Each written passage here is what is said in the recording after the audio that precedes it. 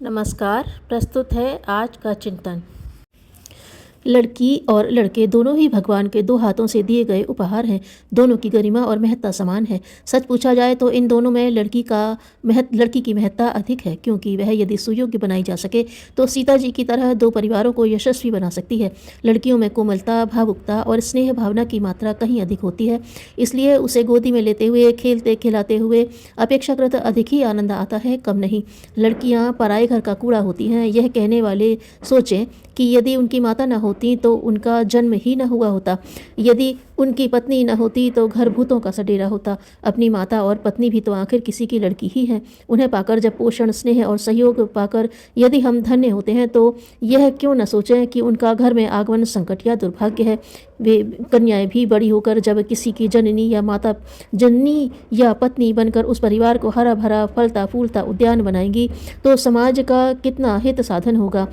इस तथ्य को ध्यान में रखते हुए शास्त्रकारों ने कन्यादान को उच्च कोटि का पुण्य परमार्थ कहा है और बताया है कि कन्या को यदि गुणवती, सुयोग्य बनाया जा सके तो वह 10 पुत्रों के समान होती है। आत्मकल्याण की दृष्टि में तो कन्या देवी की साक्षात मूर्ति है। उसके नाम के साथ देवी शब्द को भी जोड़ा जाता है। यह इसलिए कि उसकी शिक्षा, दीक्षा, भरण पोषण, शादी विवाह में जो समय, श्रम, मनोयोग, पैसा खर्च होता है वह दान स्वरूप दूसरे के घर जाता है। इस प्रकार यह प्रत्यक्ष पुण्य हुआ। इससे विपरीत लड़के के संबंध में दृष्टिकोण सर्वथा दूसरा रहता है। वह अपना वंश चलाएगा, पिंडदान देगा और कमाई लाकर हाथ पर रखेगा आदि मान्यताओं के साथ विशुद्ध स्वार्थ जुड़ा हुआ है। उसके लिए जो कुछ समय, श्रम, स्नेह, धन खर्च किया गया वह एक प्रकार से लाभदायक व्यवसाय में लगाने जैसी बात हुई, लेकिन वह व्यवसाय भी तो नहीं रहता, जुआ, लॉटरी जैसे सिद्ध होता है। सैकड़ों हजारों के पीछे एकाध का मनोरथ पूरा होता है। अन्यथा कलयुगी लड़कों की कथा गाथा सर्वविदित है कि वयस्क होने तक पढ़ाई और शौक मौज में घर का सारा पैसा खर्च करा लेते हैं। जब कमाने योग्य होते हैं तो पत्नी के आते ही छटक कर अलग हो जाते हैं और भाई बहनों की सहायता करने के नाम पर अंगूठा दिखाते हैं। नजर पसार कर यह दृश्य सर्वत्र चरितार्थ होते हुए देखा जा सकता है। आर्थिक दृष्टि से लड़का महंगा पड़ता है। जन्मोत्सव, मुंडन, यज्ञोपवीत और विवाह में बार बार उत्सव आयोजन करने पड़ते हैं या किसी तीर्थ विशेष में इन कृत्यों को करने के लिए जाना पड़ता है। इन सभी आयोजनों में खर्च ही खर्च है। विवाह में बेटे वाले को बदनामी के सिवाय और कुछ नहीं मिलता। गाजे बाजे, धूमधाम, बारात को खिलाना और बारातियों को ले जाने में मार्ग व्यय आदि का खर्चा बेटे वाले को ही उठाना पड़ता है। वधू के लिए कीमती कपड़े और जेवर बनवाने पड़ते हैं। दहेज में जो मिलता है उसमें कपड़े, मिठाई, फर्नीचर आदि तो ऐसे ही घर गृहस्थी के काम आ जाते हैं या बंट जाते हैं। नकदी के रूप में जो मिलता है उससे धूमधाम प्रीति भोज का खर्च भी पूरा नहीं पड़ता, उल्टा घर से लगाना पड़ता है। शोषक और डाकू आदि के रूप में निंदा होती है, सो अलग। जीवन भर की कमाई बेटे पोतों के लिए उत्तराधिकार में छोड़नी पड़ती है। ऊंची पढ़ाई कराने और नौकरी लगवाने में जो खर्च पड़ता है उसका ब्याज भी लड़के से मुश्किल में मिलता है।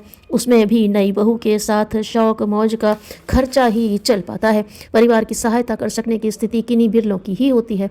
यह सब घाटा ही घाटा तो रहा। अब नया युग आने में देर नहीं। बिना दहेज और बिना जेवर की शादियों का प्रचलन होने में अब ज़्यादा देर नहीं। इस प्रकार आर्थिक दृष्टि से भी लड़की सस्ती पड़ती है और जो उसके निमित्त लगा है सो पुण्य परमार्थ में गिना जाता है। इसके विपरीत लड़के के लिए जो कुछ किया जाता है उसके पीछे विशुद्ध स्वार्थ ही जुड़ा रहता है। यह भाग्य की बात है कि वह प्रतिफल न मिले। ऐसे तो किसान के खेतों में भी पाला मार जाता है और भाग्य खोटा समझकर संतोष ही करना पड़ता है, पर उस कार्य में जो लगा सो व्यवसाय ही कहा जाएगा। उस व्यवसाय में से भी 5% ही कुछ पल्ले पड़ता है, अन्यथा उसे अपना अधिकार समझकर हथिया लेते हैं और बाप को निराश ही करते हैं।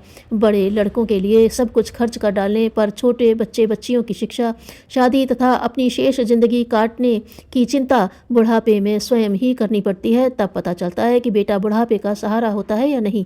देश का भविष्य कन्याएं ही बनाएंगी। वे यदि संस्कारवान हैं तो अपने सद्गुणों को संतान में स्थानांतरित करके उन्हें सुयोग्य नागरिक बनाते हुए मातृभूमि के चरणों में कहने लायक श्रद्धांजलि प्रस्तुत करेंगी। इस कार्य में माता की भूमिका ही प्रधान होती है। बाप पैसे खर्च कर सकता है, पर समय के अभाव में अपनी इतनी घनिष्ठता न रहने के कारण वह बच्चों को आदर्शवादिता की ओर अग्रसर नहीं कर सकता। यह उद्देश्य माताएं ही पूरा करती हैं।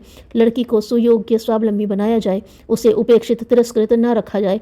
छोटी उम्र में विवाह नहीं करें। गुणवती कन्या अपने जीवन की नाव खेती है और उसमें बैठाकर ससुराल के परिवार को पार करती है। आवश्यकता अनुसार छोटे भाई बहनों की सेवा सहायता करके पिता की चिंताओं को भी हल्का करती है। देश का पिछड़ापन नारी का पिछड़ापन होने के कारण है। प्रायः अशिक्षित असमर्थ स्थिति में ही उसे घर के पिंजड़े में कैद रहना पड़ता है और प्रताड़नाएं सहते हुए रोना सिसकना पड़ता है। यदि पिता लड़की के विवाह में खर्च होने वाली राशि उसकी योग्यता बढ़ाने में लगा दे तो समझना चाहिए कि दो परिवारों की ही नहीं, राष्ट्रीय प्रगति में भी असाधारण सहायता की। पाश्चात्य देशों में की महिलाएं पुरुषों के कंधे से कंधा मिलाकर काम करती हैं, शिक्षा चिकित्सा आदि के काम पूरी तरह संभालती हैं। इससे उन देशों में प्रगति कहीं से कहीं पहुंची है।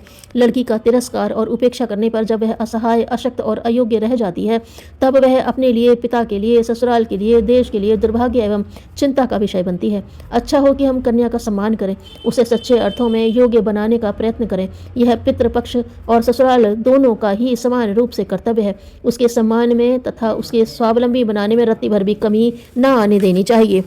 असत के सहयोग से दुख की उत्पत्ति होती है।